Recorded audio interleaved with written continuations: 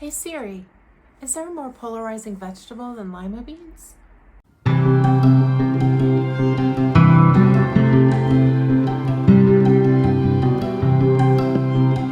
everyone, welcome back to the channel. In this video, I'm going to try to possibly start a campaign to reignite people's excitement for the much maligned vegetable, the lima bean. Now, when I think of polarizing foods or ingredients, I think of things like coconut, cilantro, fruitcake, which we'll talk about that later this holiday season, and of course the much maligned lima bean. Now, I was team I don't like lima beans until about a year ago, maybe a little longer, when I attempted cream of lima bean soup from the book that I feature on this channel. Now that soup, you can audibly hear me speaking during the cooking process. I tasted the large white lima bean, which is very different from the mealy small green lima bean of my youth. And it was sweet and tender and creamy, and I loved it. So when I saw this recipe for baked lima beans in this retro cookbook, I was pretty excited to try it, and it did not disappoint. So let's go into the kitchen, but before we do, tell me, what do you think is the most polarizing ingredient down in the comments? So I've soaked my pound of beans overnight. Look how big they are. They're bigger than a quarter, barely, but these are the big beans. And they were kind of hard to find. I got 2 packages. I found that Publix had them in stock. So I want to make that cream of lima bean soup. So I'm going to drain and rinse these, get any of that, what comes out of the beans when they soak, and then put it into a pot of water with 8 cups of water and a teaspoon of salt.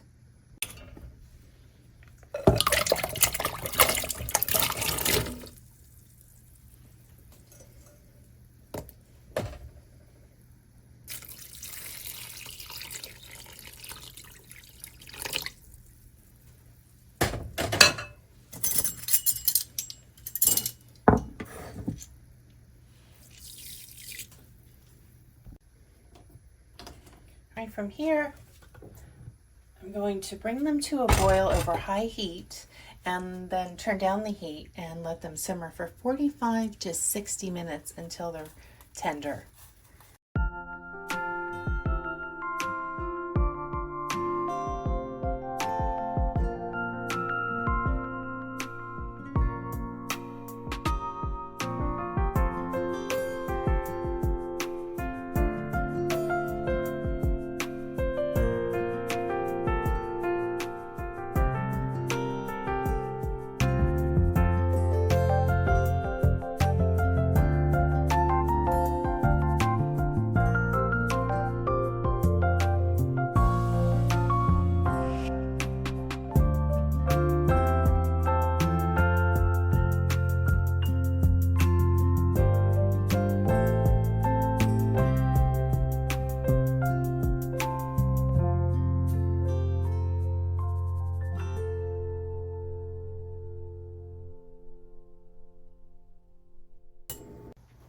While the beans finish cooking, I'm going to start assembling every other part of this. So let's see.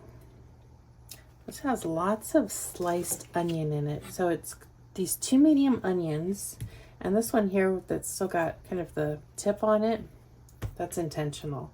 So it's cut it in half. And then this will get studded with the 3 cloves that I pulled out. Actually, I have 4 in there. I'll probably use this. I love the taste of cloves. This is going to have a very similar taste to just what you think of as traditional baked beans. And they are slicing the onions so that it's just halves like this.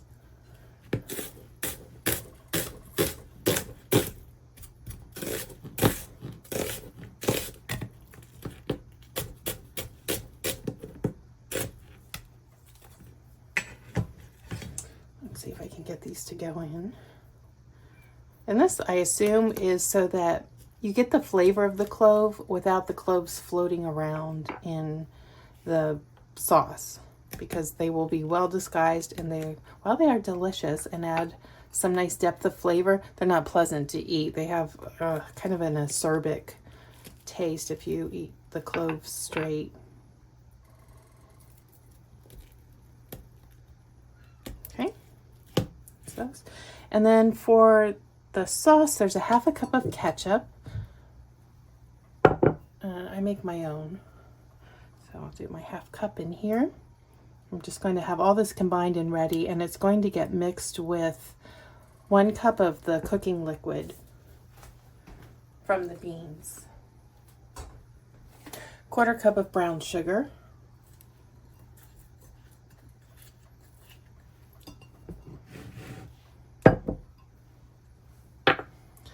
the dry mustard and ginger. Make sure that that's all of it. And then I'll get bacon out. I'll finish chopping these and then get the bacon out, and the beans are nearly done.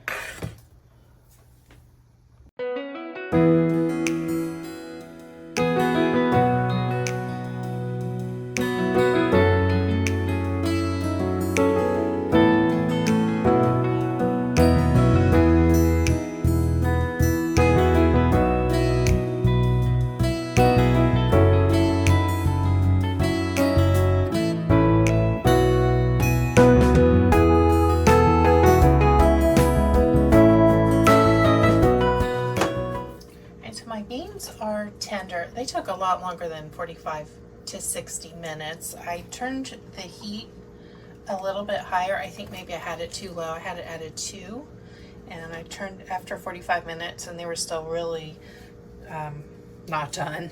I turned it up to a 3 and did another 45 minutes. So it says to drain them, reserving the liquid, because the liquid is part of the sauce.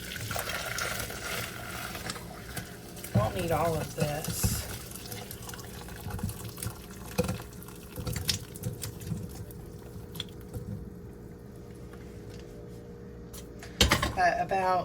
Expect to use about 2 cups of it.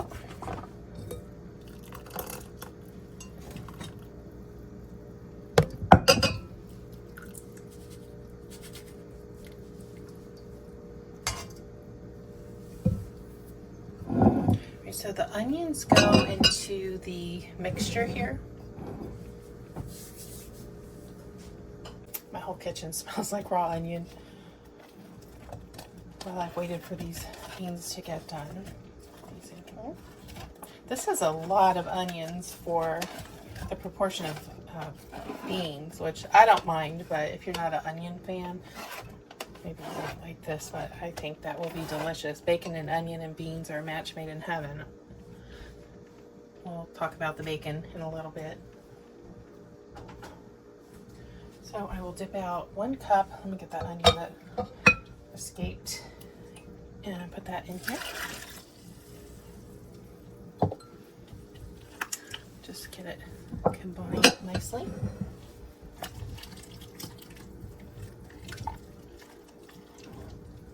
So this is the cooking liquid, and then the additional seasoning of the bacon. It does not say to add more salt to this, just the salt that was used to cook the beans.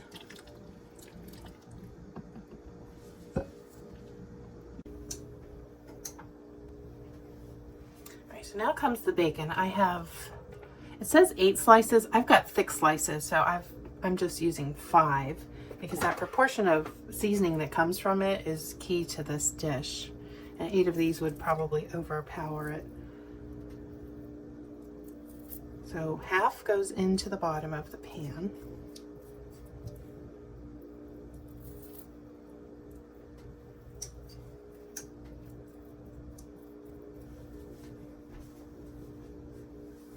The beans. I'm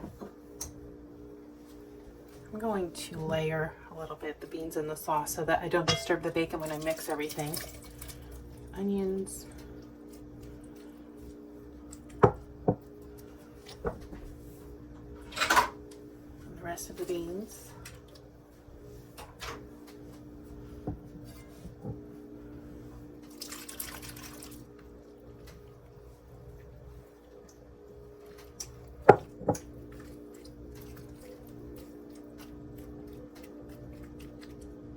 And while it's cooking, you've got to keep your eye on it. Then it says to stick the onion in the center, kind of into the bean liquid, and then the bacon gets laid around it.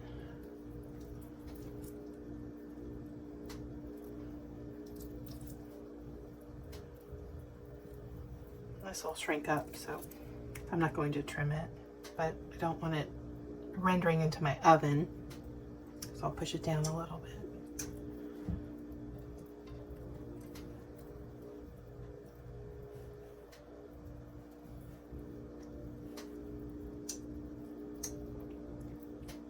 I think it needs a little more liquid already because it cooks uncovered.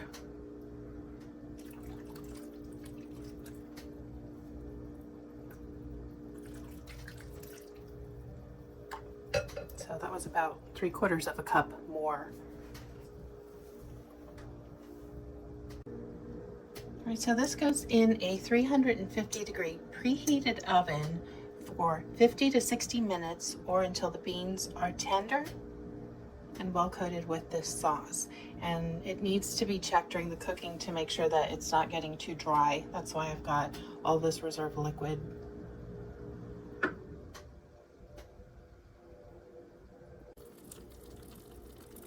I've taken it out of the oven, and I did bake it quite a bit longer than the maximum hour recommended, just because it was really still kind of juicy from the extra moisture I put in there, and I wanted that to cook out, but better too much than too little, because a dry bean is not a good bean. So I'm going to let this cool off and then give it a taste. All right, I've had these resting for quite a while now, about an hour, just to let everything set.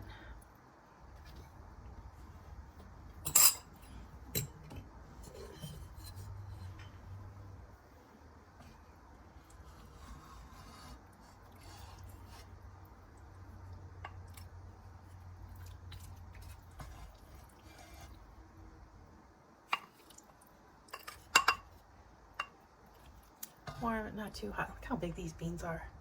And they're so sweet and tender. I'm excited to have a taste. They're still pretty moist, but not gloppy. They absorbed most of that seasoning.